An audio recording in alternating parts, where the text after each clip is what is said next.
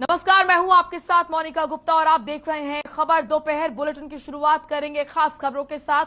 लगातार महंगाई की मार आम जनता झेल रही है। आपको बता दें कि पेट्रोल और डीजल के दाम लगातार आसमान छू रहे हैं। हर दिन पेट्रोल और डीजल के दाम बढ़ रहे हैं। इंटरनेशनल मार्केट में कच्चे तेल की कीमतों में नरमी के बीच राष्ट्रीय बाजार में पेट्रोल डीजल के दाम लगातार बढ़ रहे हैं। भारतीय तेल कंपनियों की अगर बात करें तो भारतीय तेल कंपनियों ने आज भी पेट्रोल डीजल की कीमतों में बढ़ोतरी की है। और इसी के साथ आपको बता दें कि राजधानी दिल्ली में पेट्रोल डीजल की कीमतों में 80 पैसे का इजाफा हुआ है, जिसके चलते दिल्ली में अब पेट्रोल 105 रुपए 41 पैसे प्रति लीटर जबकि डीजल 96 रुपए 67 पैसे प्रति लीटर बिक रहा है। वहीं मुंबई में पेट्रोल का रेट 120 रुपए 51 पैसे प्रति लीटर और जबकि डीजल की अगर बात करें तो डीजल की कीमत 104 रुपए 77 पैसे प्रति लीटर पहुंच गई है।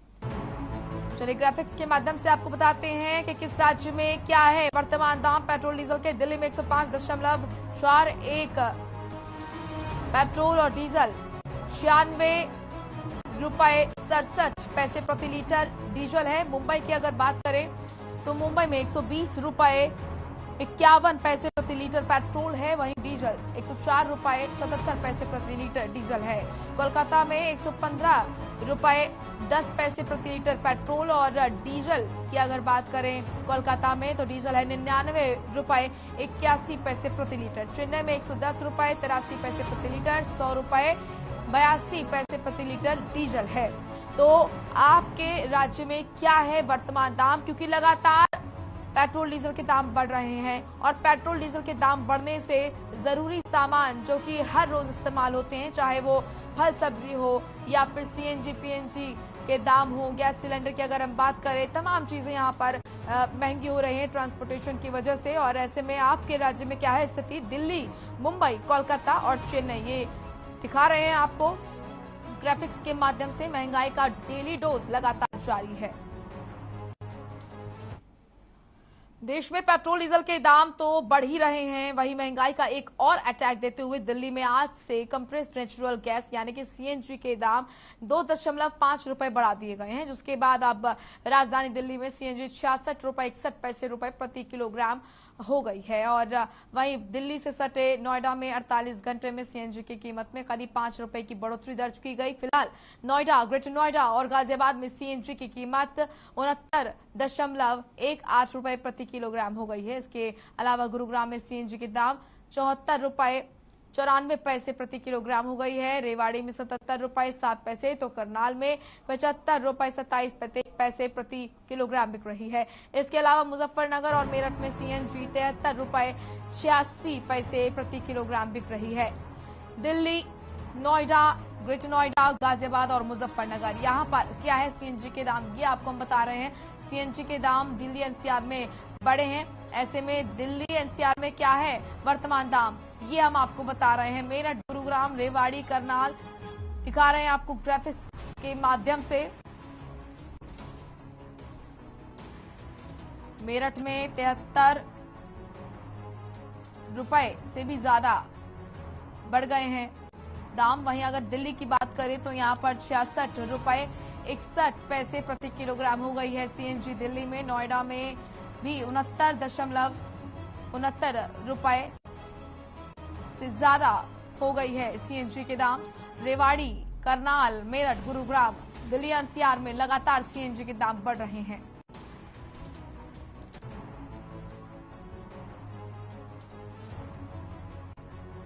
तो दिल्ली में 66 रुपए 61 पैसे प्रति किलोग्राम हो गई है सीएनजी। नोएडा में भी दाम बढ़े, ग्रेटर नोएडा, गाजियाबाद, मुजफ्फरनगर। वहीं बीजेपी 42वां स्थापना दिवस मना रही है। इस मौके पर सीएम मनोहर लाल ने चंडीगढ़ में बीजेपी कार्यालय में बीजेपी का झंडा फहराया।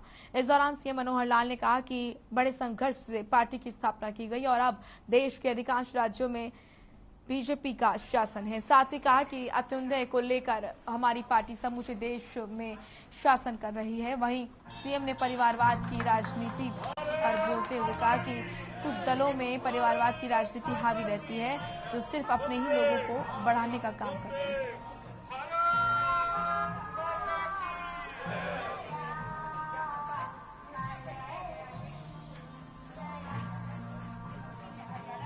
6 अप्रैल 1980 को और भारतीय जनता पार्टी की स्थापना हुई। 42वां ये स्थापना दिवस है। बहुत एक संघर्ष के बाद, बहुत कार्यकर्ताओं की मेहनत के बाद और एक जीवन में शुचिता लाते हुए और इस पार्टी को एक प्रकार से इसका स्थापना भी हुई और आगे भी बढ़ते बढ़ते आज 42 साल के इस यात्रा में भारतीय जनता पार्टी दुनिया की सबसे बड़ी लोकतांत्रिक पार्टी आज बनी हुई है। करोड़ों इसके सदस्य हैं, लाखों इसके सक्रिय सदस्य हैं, हजारों की संख्या में पदाधिकारी हैं। तो इस नाते से देश में जहां तक शासन की बात है, अधिकांश राज्यों में इस समय भारतीय जनता पार्टी का शासन है, केंद्र में भारतीय जनता पार्टी का शासन है।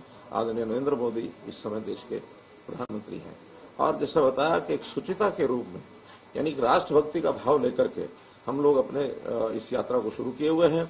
यह न परिवारवाद है, न किसी प्रकार का कोई व्यक्तिगत एजेंडा होता है। सत्ता को सेवा का माध्यम बना करके और हम लोग काम कर रहे हैं, चाहे वो केंद्र की सरकार मोदी जी के नेतृत्व में है या जितनी हमारी प्रदेशों में और सरकारें हैं, सब एक ही एजेंडा, अंत्योदय अंत्योदय, अंतिम का उदय होना चाहिए। इसमें गरीब है, महिला है, अनुसूचित जाति है, बैकवर्ड क्लास लोग हैं, जो किसी भी कारण से मुख्य यात्रा में चलने से पिछड़ जाते हैं। प्राकृतिक कारण होते हैं, पारिवारिक कारण होते हैं, कुछ अकस्मात कारण बन जाते हैं। तो ऐसे और कई बार तो जो शासन करता रहते हैं वो उनके साथ भेदभाव भी करते रहे हैं। तो ऐसे सब चीजों को, भेदभाव को खत्म करने के लिए, उन लोगों को मुख्य धारा में लाने के लिए हम लोग काम कर रहे हैं। और भारतीय जनता पार्टी के इस अवसर पर मैं अपने जो कार्यकर्ता भारतीय जनता पार्टी के हैं उन सबको बहुत बहुत बधाई और बहुत बहुत शुभकामना देता हूं। आशा करता हूं इस यात्रा को सब मिलजुल करके आगे बढ़ाएंगे। वहीं यमुनानगर में बीजेपी का स्थापना दिवस मनाया गया। इस अवसर पर हरियाणा के शिक्षा और वन मंत्री कंवरपाल गुर्जर मुख्य अतिथि रहे। इस अवसर पर कंवरपाल गुर्जर ने कहा कि 1980 में बीजेपी की स्थापना की गई थी। उस वक्त बीजेपी के 2 यहाँ पर एमपी थे, लेकिन हमने हिम्मत नहीं हारी और हम डटे रहे। बीजेपी आज विश्व में सबसे बड़ी पार्टी बन गई है और कई बड़े राज्यों में बीजेपी की सरकार है। साथ ही शिक्षा मंत्री ने बताया कि हरियाणा में शिक्षकों के काफी पद खाली हैं, जिसके लिए भर्ती प्रक्रिया जल्द ही शुरू की जाएगी। भारत की सोच आत्मनिर्भर की है, सामाजिक न्याय की है, समरसता की है।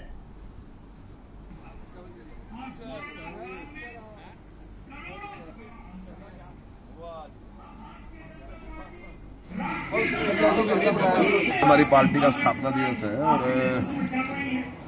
1980 में रोसा कोटला मैदान में पार्टी की स्थापना हुई और उसके बाद मुंबई में पार्टी का अधिवेशन हुआ और उसमें मोहम्मद करीम छांगला जो है उस हमारे मुख्य अतिथि थे और उस टाइम उन्होंने हमारा कार्यक्रम देखने के बाद कहा था कि लोग कहते हैं कि भाई कांग्रेस का कोई विकल्प नहीं है। मैं कांग्रेस का विकल्प आज अपने सामने देख रहा हूं। उसमें जिस प्रकार से पार्टी ने काम शुरू किया, हालांकि चाहे हमारे 2 मेंबर भी रहे, लेकिन हमारा हौसला कम नहीं है। पार्टी हौसले के साथ काम करती रही और आज भारतीय जनता पार्टी दुनिया की सबसे बड़ी पार्टी है, जिसके सबसे ज्यादा सदस्य हैं और पूरे देश में लगभग ज्यादातर प्रदेश ऐसे हैं जहां पे हमारी सरकार है और आज देश में भी हमारी पूर्ण बहुमत की सरकार है। वहीं आपको बता दें कि जीविका में अनाज मंडी के प्रधान पद चुनाव को लेकर आरतीओ ने वोटिंग शुरू कर दी है। हालांकि इस दौरान दोनों ही प्रत्याशियों के समर्थक आपस में इस बात को लेकर थोड़े उग्र दिखाई दिए कि वोटिंग यहां पर केवल आरती या उनके रिश्तेदार ही कर सकते हैं, इसके अलावा कोई वोकर वोटिंग नहीं कर सकता, जिसको लेकर थोड़ी देर के लिए स्थिति तनावपूर्ण बनी। लेकिन 6 सदस्यीय निर्वाचन कमेटी ने ये बात कहकर दोनों पक्षों को शांत कराया।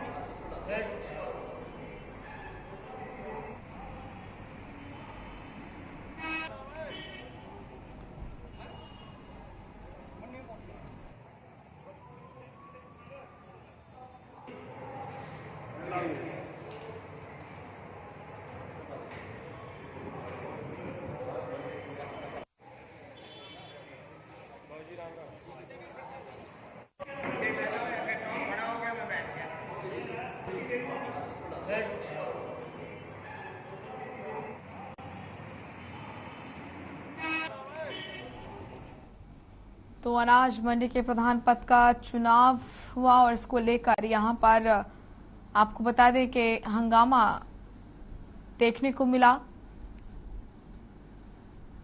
आरतीयों ने वोटिंग शुरू की। वोटिंग को लेकर आरतीयों में उत्साह भी देखा गया।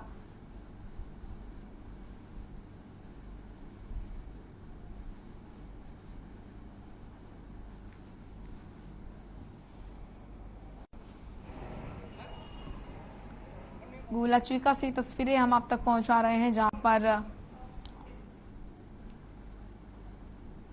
वोटिंग को लेकर आरतीयों में उत्साह देखने को मिला। अनाज मंडी के प्रधान पद का ये चुनाव हुआ और इसके लिए तैयारियां अभी पूरी देखी गईं।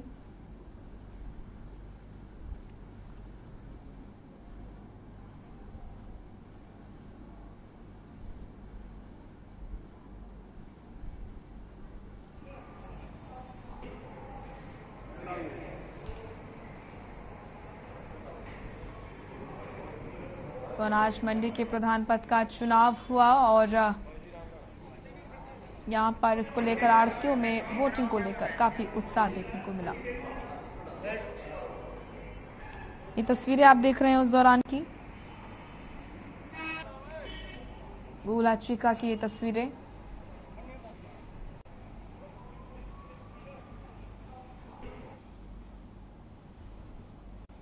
चलिए अब खबर महेंद्रगढ़ से, जहां पर महेंद्रगढ़ में धूमधाम से बीजेपी स्थापना दिवस मनाया गया। इस दौरान पूर्व शिक्षा मंत्री रामविलास शर्मा भी मौजूद रहे।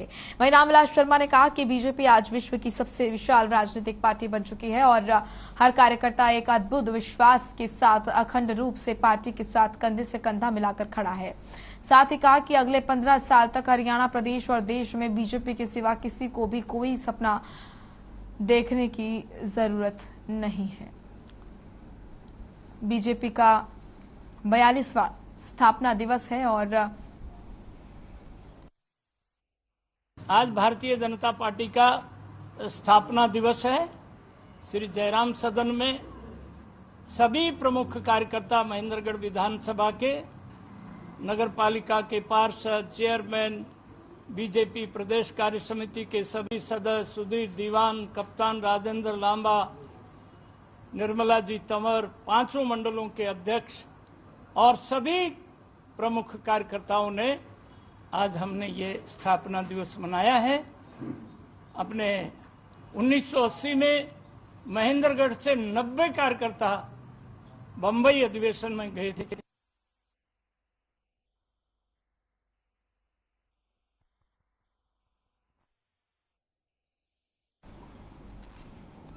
वहीं भिवानी के लघु सचिवालय के समक्ष दिव्यांगों ने अपनी लंबित मांगों को लेकर विरोध प्रदर्शन किया। साथ ही मौके पर सरकार के खिलाफ जमकर नारेबाजी भी की। इस दौरान संगठन के नेता सुरेश कुमार रमेश कुमार ने कहा कि उन्हें 4% नौकरियों में आरक्षण दिया जाए और प्राइवेट कंपनियों में भी उन्हें आरक्षण की सुविधा प्रदान की जाए ताकि दिव्यांग बंधुओं को रोजगार मिल सके। साथ ही कहा कि सरकार ने दिव्यांगजनों के लिए नीति जरूर बनाई है, लेकिन उनका दिव्यांगजनों की इन नीतियों का दिव्यांगजनों को कोई लाभ नहीं मिल रहा है।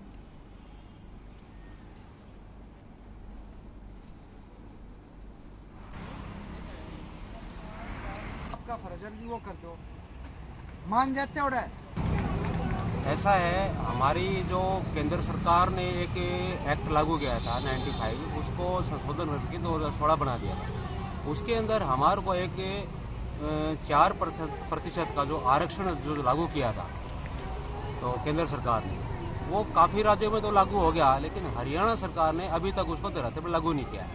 तो उसी 4% आरक्षण को लेके हम यहाँ पे हमारे जो दिव्यांग साथी है, क्रांतिकारी साथी, इस धरने पर बैठे हुए हैं। और जब तक हमारा ये जो आरक्षण है पूर्ण उस पर धरातल पे नियम बना के लागू नहीं होता, तो हमारा ये आंदोलन जारी रहेगा। आज धरने ने हमारे 6 दिन प्रवेश कर चुका।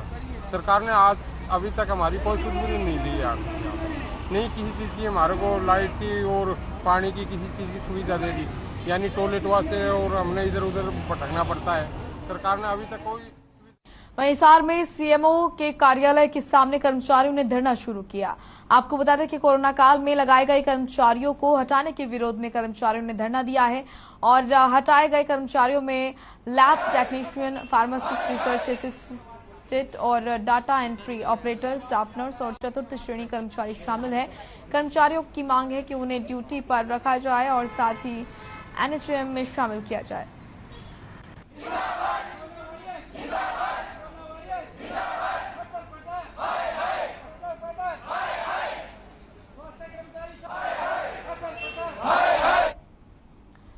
इन दिनों हरियाणा 10वीं और 12वीं की परीक्षा हरियाणा में हो रही है। परीक्षाओं में नकल रोकने के मकसद से बोर्ड के द्वारा तमाम तरह की हथकंडे अपनाए जा रहे हैं। पुलिस प्रशासन को भी मुस्तैद किया गया है, लेकिन इसके बावजूद मोबाइल फोन के जरिए पेपर सर्कुलेट होने का सिलसिला नहीं रुक रहा है।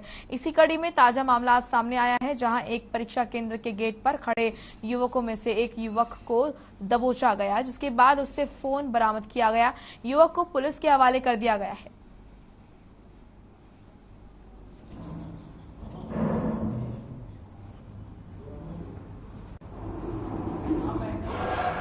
डबल टिक कर देना, नवनीशन को भेजा इसने। ये नवनीशा परीक्षा केंद्र पर ये आदेश दिए गए हैं कि जो चीफ सुपरिटेंडेंट है, प्रत्येक ऑब्जर्वर का, सेंट्रल सुपरिटेंडेंट का, पर्यवेक्षक का और जो दूसरा फोर्थ क्लास मतलब जो लगा हुआ है, कलर का है या कोई और है, उन सबके मोबाइल लेना सुनिश्चित चीफ सुपरिटेंडेंट का काम है, करेंगे। आज बोनीखेड़ा, पूर्व और महम क्षेत्र के लगभग आधा दर्जन परीक्षा केंद्रों का निरीक्षण किया। सामान्यतः देखने में आया कि महम के जो परीक्षा केंद्रों पर है, बाहरी स्तर से ज्यादा दिखाई दिया और Sahiram senior secondary school Meham के अंदर है, वहां पर एक लड़का गेट के बाहरी था, उसके मोबाइल जब्त हुआ। उस मोबाइल में प्रश्न पत्र भेजा हुआ भी था, आया हुआ भी था और वो ऑब्जेक्टिव टाइप सोल्व करके भी उसके पास आया हुआ। वहीं सिरसा की ऑटो मार्केट में दो पक्षों में किसी बात को लेकर विवाद हो गया, जिसके बाद दोनों पक्षों के लोगों ने एक दूसरे पर तेजधार हथियार से हमला करना शुरू कर दिया, जिसके बाद सूचना मिलते ही मौके पर पहुंची पुलिस ने घायलों को अस्पताल में भर्ती कराया। फिलहाल पुलिस आगे की कार्रवाई में जुट गई है।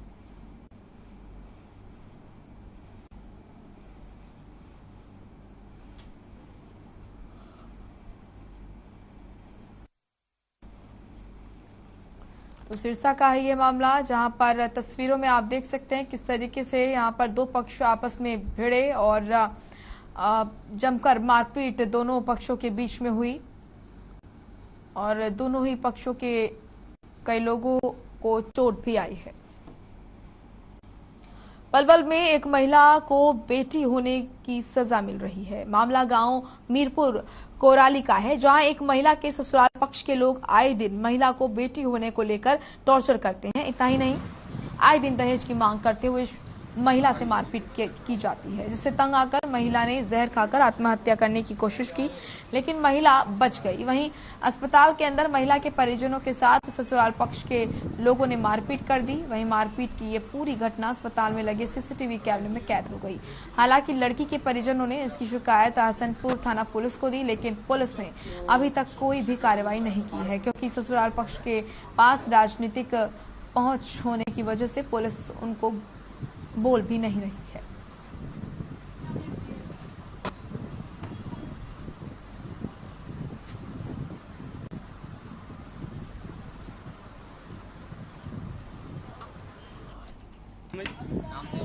देवेंद्र जी, जो आपकी बहन ने जहर खाया है, क्या मामला है और आपको कैसा सूचना मिली?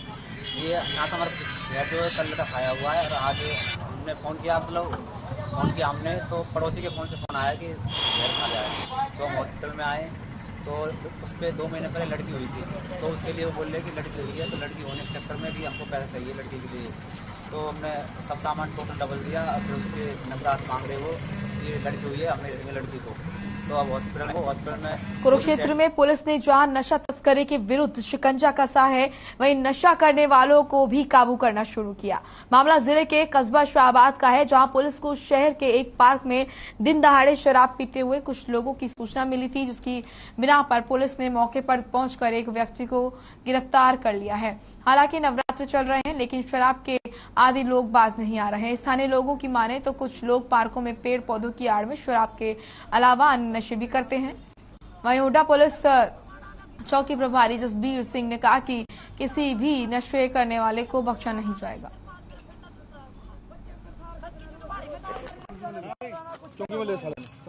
पार्क में 2-3 लोग बैठे हुए दारू पी रहे हैं, हमने तुरंत उसी टाइम आया और इनको पकड़ लिया। झुग्गी झोपड़ी वाले हैं सर, और झुग्गियों में रहते हैं यहाँ मेले के शाम से।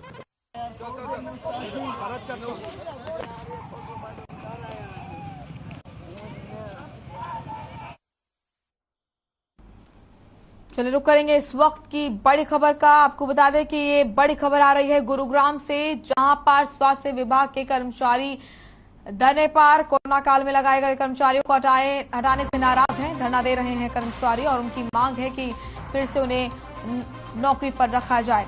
ये बड़ी और अहम खबर, स्वास्थ्य विभाग के कर्मचारी धरने पर, और आपको बता दें कि अपनी कुछ मांगों को लेकर धरने पर हैं। कोरोना काल में लगाए गए कर्मचारियों को हटाने से वो नाराज हैं। धरना दे रहे हैं कर्मचारी और मांग कर रहे हैं हटाए गए कर्मचारियों को नौकरी पर बरकरार रखा जाए, उनका कहना है। गुरुग्राम से ये बड़ी खबर, स्वास्थ्य विभाग के कर्मचारियों का धरना। कोरोना काल में लगाए गए कर्मचारियों को हटाने से नाराज हैं और धरना दे रहे कर्मचारियों ने मांग की है हटाए गए कर्मचारियों को नौकरी पर बरकरार रखने की। इस वक्त की ये बड़ी और अहम खबर गुरुग्राम से, स्वास्थ्य विभाग के कर्मचारियों का धरना। कोरोना काल में लगाए गए कर्मचारियों को हटाने से है नाराज।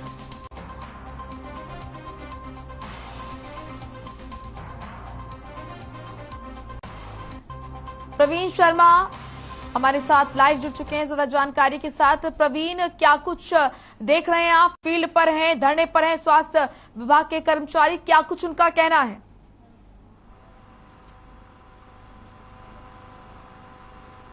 जिनको कोरोना काल के दौरान अनुबंध के आधार पर रखा गया था, और इनका कहना है कि जब कोरोना काल में इन्होंने अपनी जान जोखिम में डाल के कोरोना को भगाया है, तो सरकार को चाहिए कि उनको कहीं और एडजस्ट करे, क्योंकि फिलहाल इनको अनुबंध खत्म होने के बाद हटा दिया गया। मैं यहाँ आपको दिखाऊं, ये कर्मचारी यहाँ पर लगातार धरना दे रहे हैं और इनका साफ कहना है कि हमने कोरोना काल में अपनी जान जोखिम में डालकर लोगों के स्वास्थ्य की सेवा की है, तो अब सरकार का भी फर्ज बनता है कि वो इनको कहीं ना कहीं एडजस्ट करे, अन्य विभागों में एडजस्ट करे, ताकि ये अपना घर का गुजारा कर सके, गुजर बसर कर सके। इस तरह से एकदम हटाने के बाद कहीं ना कहीं एक रोजी रोटी का संकट इन कर्मचारियों के सामने आ गया है। हम इन्हीं से बात करते हैं कि किस तरह से सरकार से क्या मांग है जी आपकी। एक बार खड़े देंगे।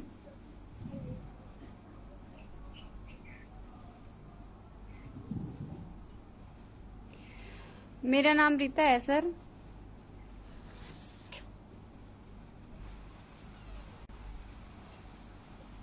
कि हमें या तो नगर निगम में डाल दिया जाए, हमारी नौकरी को सेव कर दिया जाए। हम बिल्कुल बेरोजगार कर दिए हैं। सरकार ने हमारी ऐसी हालत कर दी है कि हमें रोड पर बैठने पर मजबूर कर दिया है।